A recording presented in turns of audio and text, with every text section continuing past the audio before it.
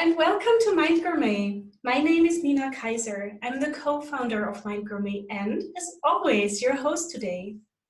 My today's guest is best-selling author, shaman, healer, and founder of the Four Winds Society and the Light Body School, Alberto Villoldo. Alberto, welcome. Thank you, Nina. Good to be with you. Thank you so much. It feels very, very good to be with you. And before we dive into our conversation about your upcoming book, Growing a New Body, How Spirit and Power Plant Nutrients Can Transform Your Health, I'll introduce you a little bit to our audience. Okay, go ahead. Yeah. Dubbed the Indiana Jones of the spirit world by the New York Times, Alberto Villoldo sought out and befriended the shamans of Peru long before it became fashionable. A nascent medical anthropologist, he was looking for new approaches to age-old illnesses by going back to nature. What he discovered would change his life. While pursuing doctoral studies in San Francisco State University, he traveled the southwestern United States, the Amazon, and the Andes researching native healing methods. He later directed the Biological Self-Regulation Laboratory at SFSU, where he investigated mind-body medicine and the neurophysiology of healing. Alberto eventually returned to Peru, where his quest for academic knowledge evolved into a spiritual journey, spanning 4 decades of study, training, initiation, writing, and teaching the science, practice, and philosophy of shamanic energy medicine. He discovered that we are more than flesh and bone. We are made of spirit and light, surrounded by a luminous energy field, in short, LEF, whose source is located in infinity. This unending LEF exists in every cell of our bodies, acting as a matrix that maintains our physical and spiritual health and vibrancy. He learns that the wisdom and skills of the shaman are available to all who are called to immerse themselves in this ancient knowledge. With the blessings of his shaman mentors, Alberto founded the Four Winds Society and Light Body School to train a new group of modern-day shamans. The Light Body School is internationally recognized as the gold standard in energy medicine education, bridging ancient shamanic wisdom teachings with cutting-edge practices in nutrition, biology, and neuroscience. The Light Body School certification trainings take place in California, Germany, and Chile.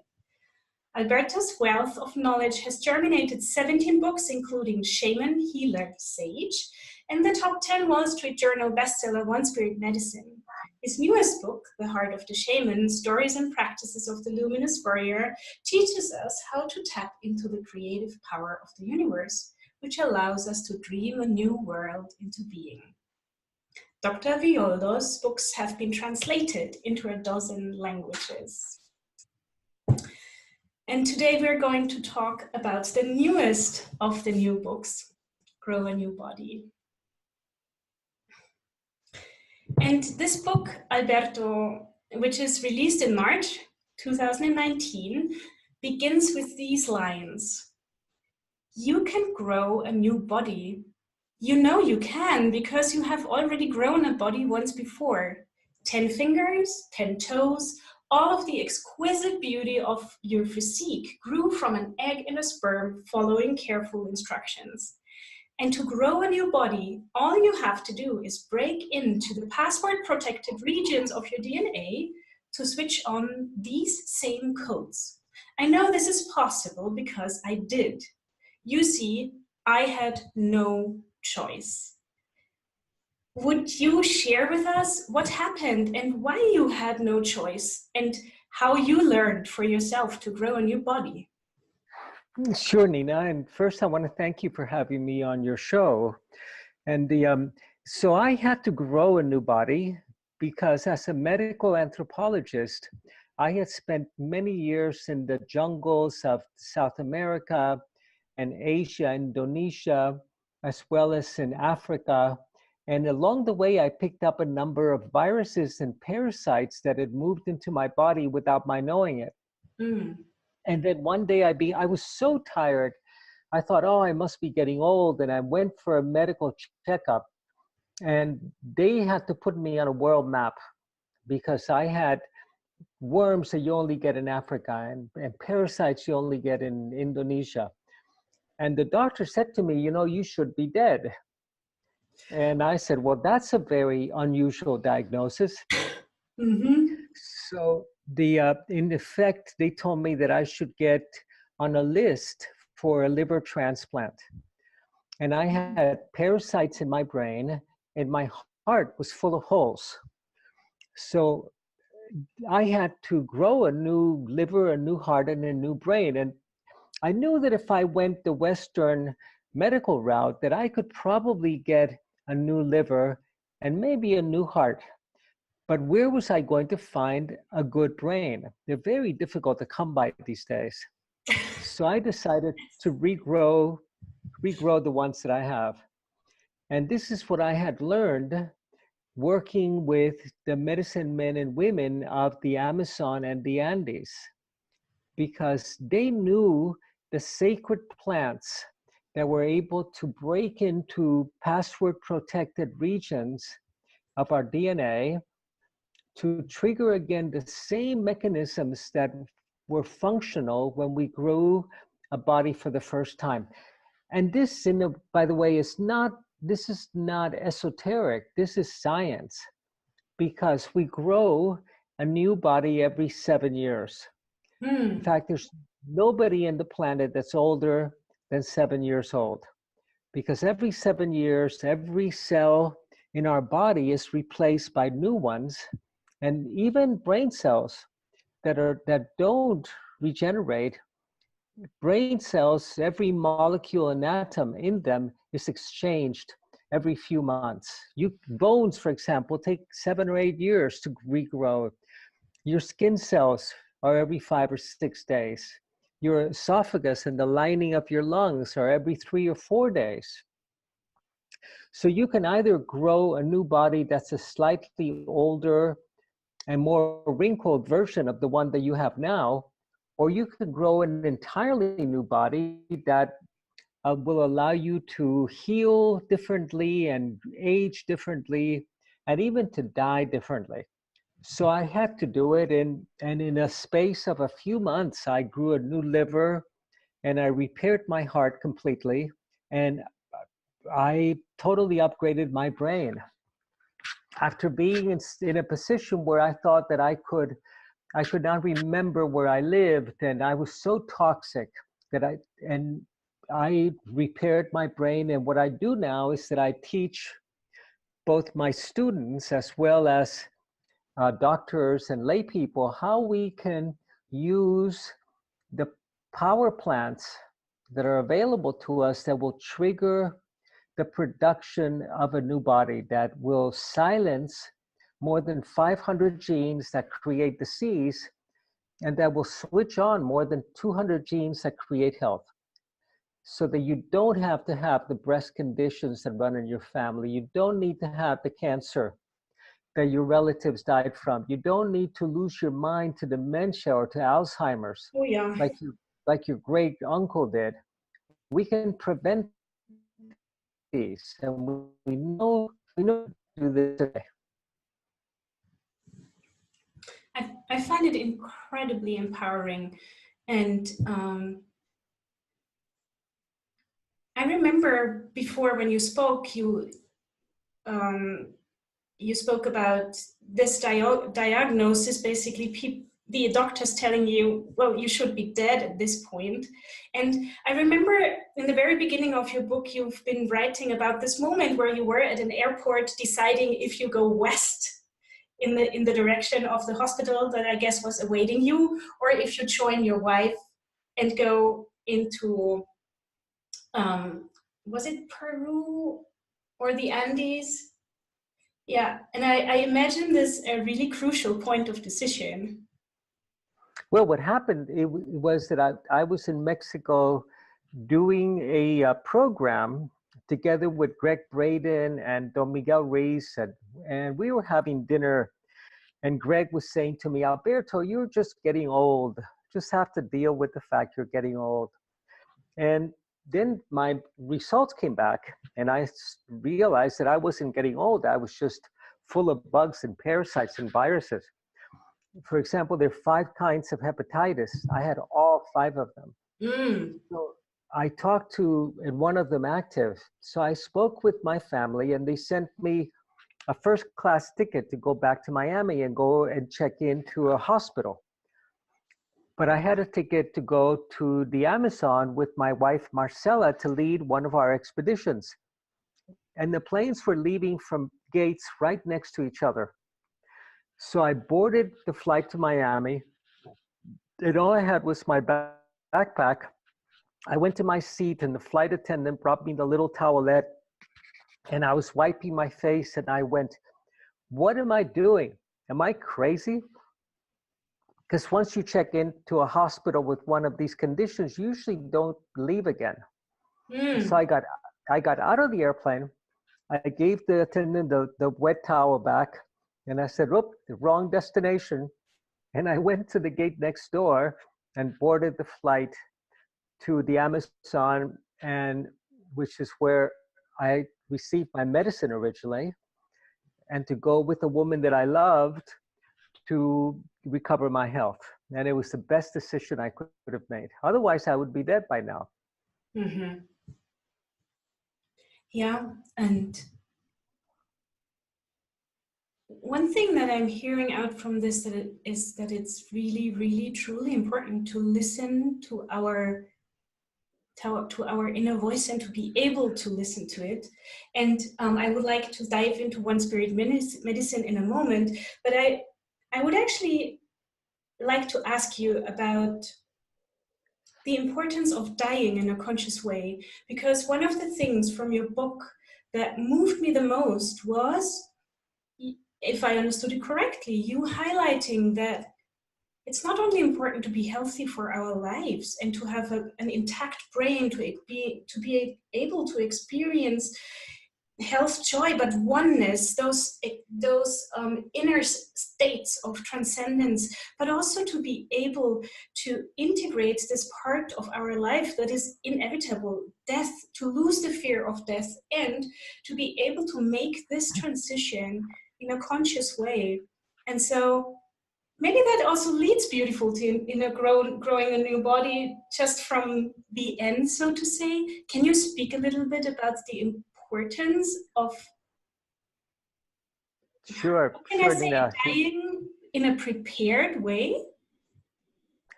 You know, in the Amazon, they believe that we're like the cats, that we have 9 lives. And this is good practice, and we know we have 9 lives. You know, you graduate from school, you go into the professional world, that's the end of your youth and the beginning of your maturity. You get married and you die to your bachelor, and now you're a married person. So we have the opportunity to die gracefully to these different stages in our lives. We get to be old enough and we cease being the youthful, and we become older people.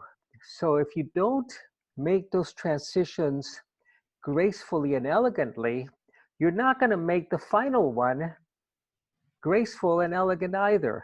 So we have the opportunity to practice many, many times as we go through the little deaths to who we have been and leaping like the jaguar into who we are becoming. So that when you come to that final crossing, and in the Amazon, they say that you can walk across the back of the rainbow jaguar into infinity.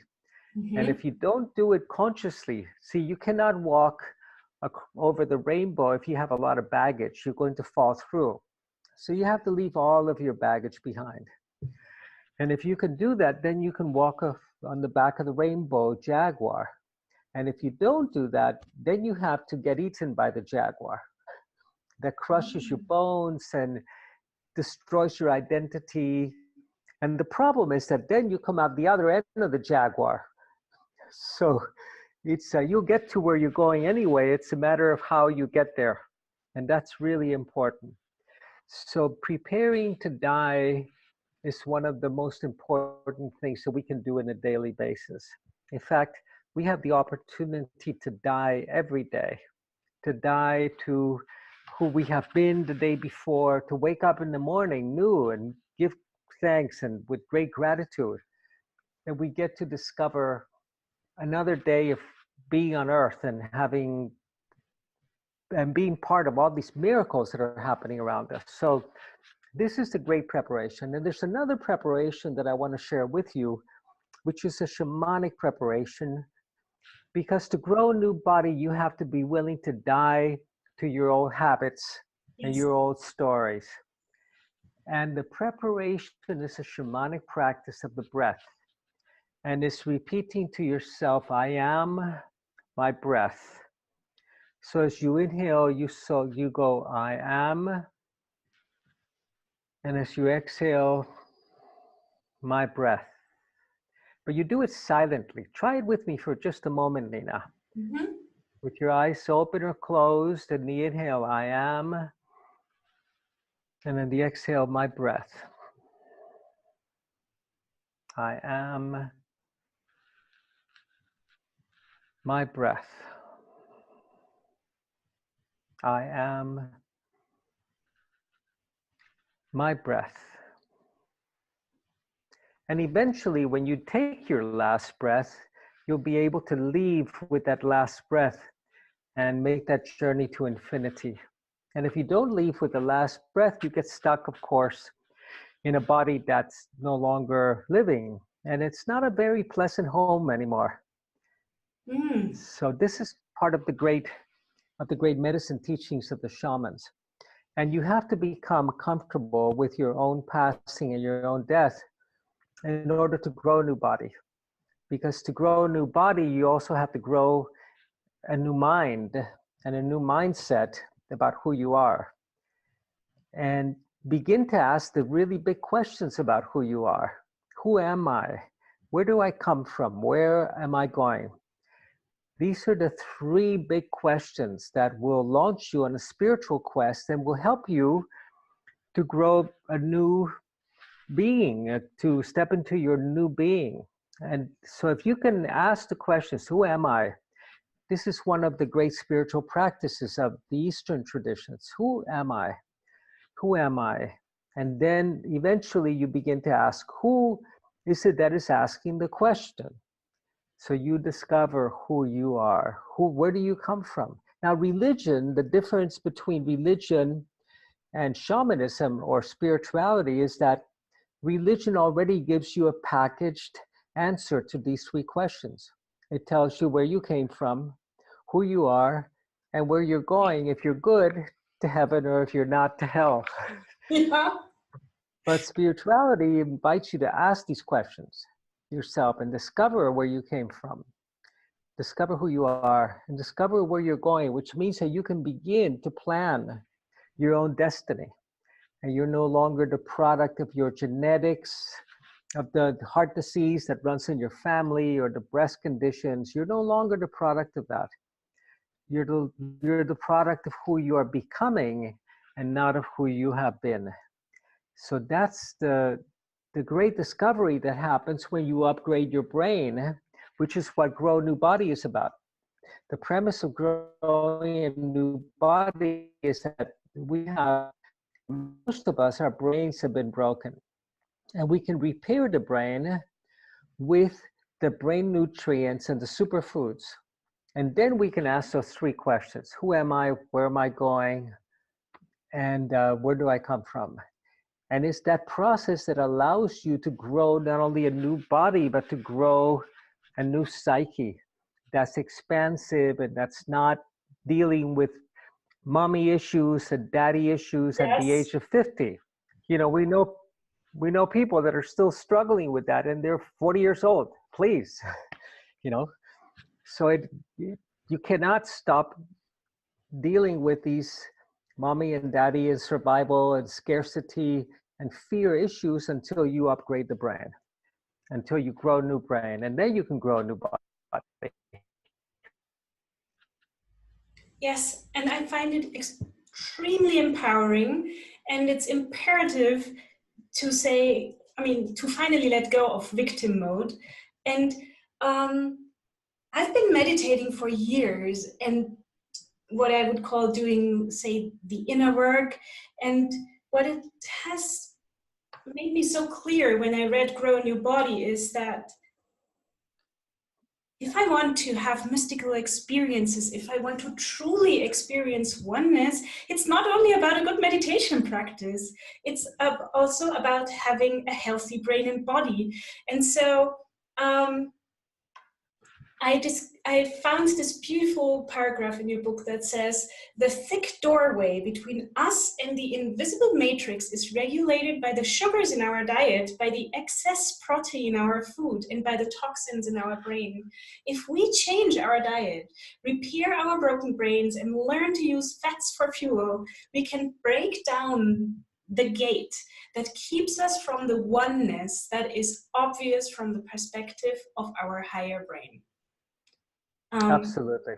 Would you expand a little on this, and also maybe explain our audience what One Spirit Medicine is and the luminous energy field that I have mentioned in the introduction, and also this incredible phenomenon called neuroplasticity?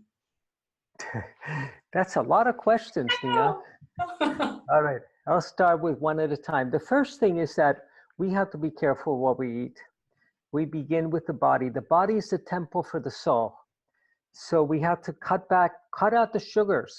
Sugars are deadly. Alzheimer's is being called type 3 diabetes because of the connection with sugar. The next thing is we have to be sure that we cut back on the proteins. If you're over the age of 30, you have to cut back on the animal sources, the animal proteins, because proteins are turning out to be the new smoking. It's your excessive intake of proteins. If you're having bacon and sausage for breakfast in the morning and a steak for dinner, you're eating way too much protein. We used to be hunters and gatherers, so that hunting was very difficult. It is, unless you have a high-powered rifle. So we would eat animal protein 1 day a week until we got lucky and hunted something else. In the interim, we would eat vegetables and berries and nuts and forage. So we have to forget about your daily protein requirement. You don't have a daily protein requirement. We have a weekly protein requirement. And we store a lot of protein inside our cells in the form of dead mitochondria that have not been recycled. So the minute that you can begin to burn fat for fuel, you begin to recycle the food stores you have inside the cell. You have enough protein stored inside your cells that you could live for the next 3 months without eating any protein. Really? So you could, and these are old mitochondria that have died, and the body eliminates about 5%, that's garbage, and the other 95% recycles it. But you don't do that until you begin to burn fats for fuel. So that's a really important point. And the final point is that you cannot do the diet alone. You also have to work with the field. And for a long time, we have neglected the field. Now, physicists tell you that everything that is living has a field. A photon has an energy field around it. We have an energy field around us. So the energy field is like the blueprint. It has all of the information about how you will live, how you will get sick, and you can clear and upgrade this field by downloading the software version 2.0 of Being Human and upgrading the quality of the field so you don't have to live out the health conditions that run in your family. And that's the key to really to growing a new body, is that you cannot do the diet only. You also have to work with the energy field. And this is what the wizards of old understood. They understood that you could work with the field, and that the field organizes and provides the instruction for growing the body. And of course, today we are so focused only on the body. If you go to your doctor, you find that the doctors specialize by parts of your body. Yeah. So you have the neurologist, and then you have the gastroenterologist, and you have the foot doctors and the bone doctors and the digestive doctors, but they don't talk to each other, or they focus on diseases. So you have the doctors that focus on heart disease, the ones that focus on cancer, but nobody focuses on the entire system. So, and much less the field, the energy field, that's what organizes the whole physical system. And this is what the shamans learned to do, and what I share with our readers in the Grow a New Body book. That's coming out in Germany later this year in German. Mm-hmm. Yeah, I'm already now looking forward to gifting it to my parents. I've actually told them already, because I think it will be very meaningful for them to read it. Yeah. Well, I put my mother, who's 95 years old, on the program.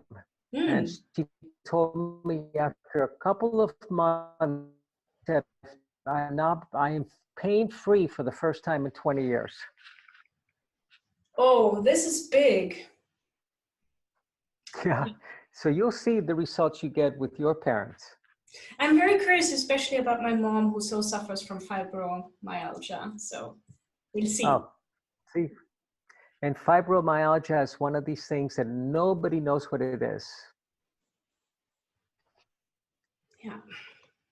Yeah. And you've said before also that it's not only about growing a new body, it's also about becoming somebody else, like losing our mind and creating a new one. And so, like Dr. Joe calls it this way, and I find it's beautiful. And you write, in the ordinary visible world, our possibilities are limited by the information our senses can grasp. Our minds are trained to match up what we encounter today with what we've experienced in the past. But in the non-ordinary world, you can discover the origin of all things and access power unlimited in its potential for giving birth to the new, seeming impossibilities become possible. So, and that's one thing that I would like to ask you to explain us a little. How can we start transforming the dysfunctional emotional patterns, for example, founded on anger or fear? Yeah, it's important to understand that we cannot heal our emotions unless we repair the brain. So otherwise, we're still thinking of this schism that the emotions belong to the psychologist and the brain belong to the neurologist. Yeah. So we're all interconnected. You know, we're all the psychology and the brain. You need to have the substrate. So you need to have the right balance of brain chemistry. And if you can repair your gut, and remember that most of the serotonin in our body is produced in our gut, then your brain is going to have all of the neurotransmitters that it needs to break out of these fear patterns that are part of our very, very ancient brain, and that and step up to the higher brain that thrives on bliss and on communion and on connection and on compassion. So reading the Dalai Lama's book on compassion is not going to make you compassionate if you have a bunch of toxins in your brain. So if you eliminate the toxins in the brain and you repair your gut, then you can practice. Then compassion comes naturally. It's effortless. Spirituality comes naturally. It's effortless. And then we can step into becoming truly human and truly powerful. Yeah. Yeah. And that leads me to the last thing I wanted to ask you in our conversation here and now. And that is, I've heard you say, first we need to wake up, then it's time to grow up, and we should also show up.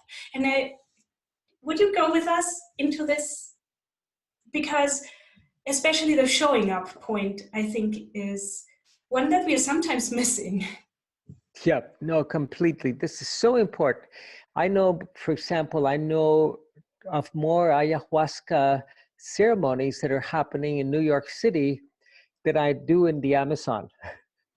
But many of the people that go every weekend to an ayahuasca ceremony have a broken brain, and they cannot retain and keep the experience. So they keep going back to wake up, to wake up, wake up. Well, the second step after you have the realization that you're temporal, that you're going to die, but that there's an immortal part of you that continues, after you have this kind of epiphany, it's important to grow up, to learn the lessons that you need to learn, to embody them, to bring them into your life. And then after you have learned, or you're learning the lessons, the next step is to show up so you can be part of the solution. And I want to tell you a funny story. I was having dinner with friends of mine that are scientists, and we were having a glass of wine, and one of them said, Alberto, because they know that I'm a strong advocate of probiotics. They said, Alberto, you've read the latest study, haven't you, that shows that probiotics are useless. They don't make any difference. And I said, well, that's because it was a flawed experimental design. And they said that it was not flawed. It's Harvard University. And I said, yes, it's flawed because the mind of the planet is bacterial. Bacteria have been here for 2,000 million years. So the bacteria in the planet are the mind of Gaia. There are all of these creatures that communicate with each other through light, that are interconnected. And the Gaia, the planet, Mother Earth, knows that we are a parasite, that we're killing the planet, that we're killing so many species. So I said to my friend, look, what you have to do with the probiotics is you have to talk to them and tell them, oh, sweet little probiotics, I'm not part of the problem. I'm part of the solution. I'm here to bring healing and beauty to the earth. And then they'll help you. Remember, they're living beings. If you talk to your dog or your cat, talk to your probiotics. Tell them that you're part of the healing process of the earth. Otherwise, they may go out of their way to do off with you because they know that we're part of the problem. So we all had a good laugh, but the moral of the story is that this is a time when we all have to show up. We have to show up. We did not come here to spend another year in therapy or working only on ourselves. We came here to be part of the solution. We came here to dream a new world into being. And this is what we do when we upgrade the quality of our brain. The growing a new body happens automatically when you upgrade the brain. And then you can be part of the solution. Then you can show up in a beautiful, powerful way to do what shamans call dreaming the world into being. Oh, this is such a beautiful expression. And thank you for all the precious work you do to contribute to the solution. And I surely feel very, very drawn and inspired to doing my part. And I would like to share you from my heart for this time and this space that we share together right now. And thank you for this wonderful conversation.